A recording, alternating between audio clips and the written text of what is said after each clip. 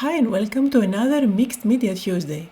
Today I will be working on this journal. It was released a couple of years ago from Art by Marlene. It is now discontinued, but in any case it is a square journal that has watercolor pages inside. I like to work on a separate piece of paper. This is watercolor paper and it's slightly smaller than 8 by 8 so that when I stick it on those pages, it will give me a little border like the other pages that I have created. And the inspiration for today's project came from this AALL Create stamp set. This is one of their large ones that give you so many focal points to create art journal pages like the bunny or the fox. There are lots of sunflowers, bugs. For today I'm going with the fox. And if you look at the stamp set, you will see that the actual size of the design is way bigger than you see at the front. So it really makes a good focal point. As usual, I'm going to start by creating my background and I will be playing with those two little stamp sets. These are perfect for creating backgrounds. The one that I'm starting with is called Scripted Thoughts. It's full of tiny typed text along with scribbles and it makes a perfect background. I'm going to use my Versamark ink and stamp all over the place. At this stage I don't want to have the perfect impression, that's why I'm just using my fingers and not a stamping block.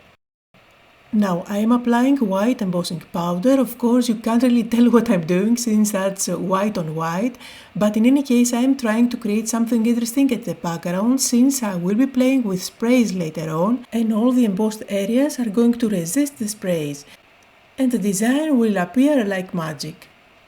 For my background I will combine two sprays from different lines. The bluish one is SALVAGED PATINA from the Distress Stain sprays, while the green one is Fresh Lime from the Dylusions. Although they are from different lines, they do mix beautifully together, so don't be afraid to use products from different brands.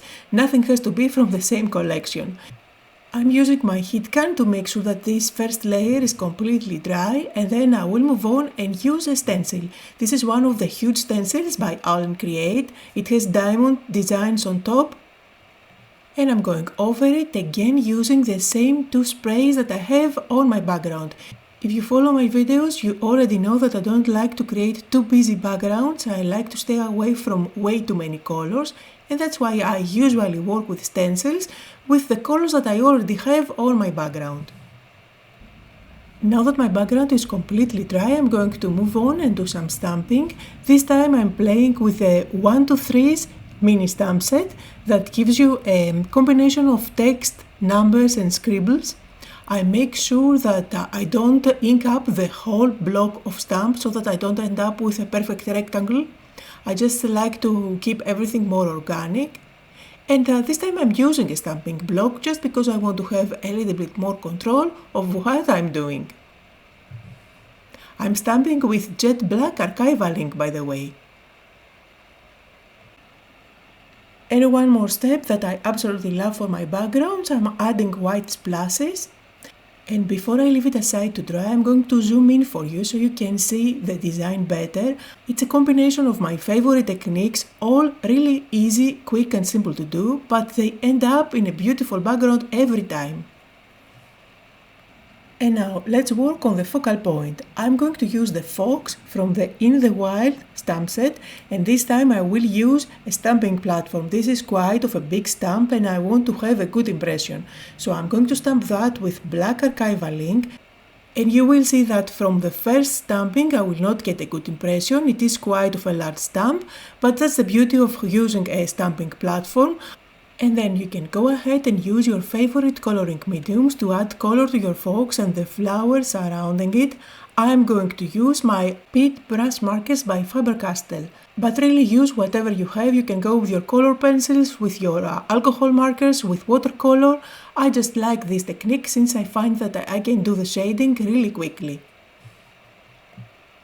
There is a step that I missed showing on this video. Before going on top of this image to start coloring it and smudging everything with my finger, I did apply matte medium just to make sure that this is a non-porous surface.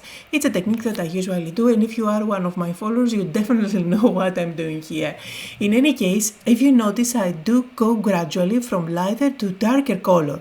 and every time I color a smaller area of the petals. So here I'm just staying mainly on where the shadows should be with the darker of the three markers. And of course you can introduce different colors to color all the flowers. I decided to go monochromatic. And in any case, even if I was going for a more colorful flower composition, I would definitely not use for my flowers green and blue, because these are the colors that are already on my background and I want those flowers to stand out. So finally for the fox, obviously I'm going with oranges, lighter and darker ones. Although these parts of the fox are quite dark from the stamping with black, however you can still go over it and tint it somehow with orange. At this stage I'm quite happy with how that coloring looks, so I'm using my scissors and I will fuzzy cut the image. It's not as difficult as it looks. You go around the fox and the flowers without paying attention to any little details like splashes, etc., since I will later on stamp directly on my project to get all that lovely detail. So that's what I'm doing here. I'm placing the stamp directly on my background and I'm going to use my MISTI to stamp it a couple of times.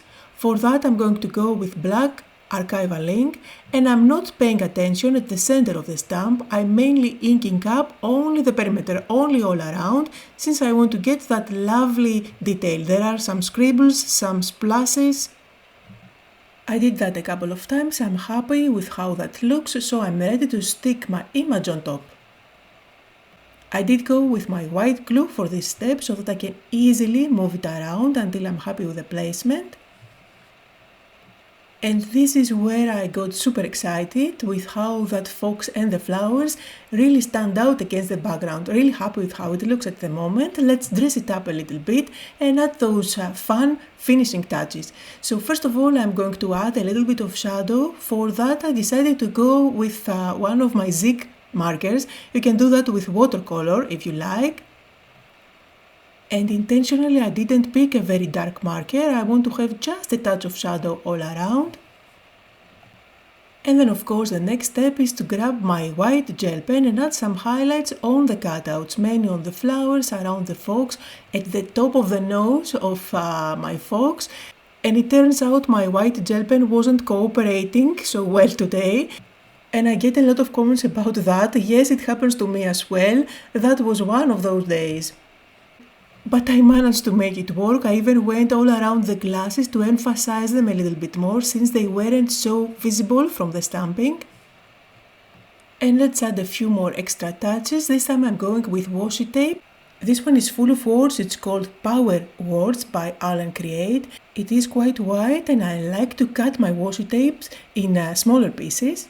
So that was white letters on top of a black background. I'm going to combine one more washi tape, thinner this time. This is called Be a Rebel. And I like that it contrasts with the previous washi tape. So there are black letters on top of white. And it's time to add my quote. This time I'm going with Stay Foxy. I did cut out the word foxy letter by letter using this alphabet. This is the Festive alphabet by Scrapbook.com. And then for the word stay, I could go with my label maker. However, I was lucky enough to get the word stay in one of those booklets by Holtz. This is quite old and it's not too sticky anymore, so I just added a little bit of glue at the back just to make sure. And just like always, I will bring a black marker to outline that sticker, and then with my white gel pen I'm going to add some highlights on the letters. And I'm going to call this page done. If you want, you can definitely use some glossy accents on the glasses to add something extra and some shine. However, I'm going to leave it as it is and I'm just going to stick it inside my book. For that step, I did use white glue at the back. And that was the project for today. I hope that you had fun and that you got inspired. Here are some close-up photos where you can see some of the details better. Just like always, down below in the description you can find the links to everything I used. Thank you all so much for watching and I'll see you all next time.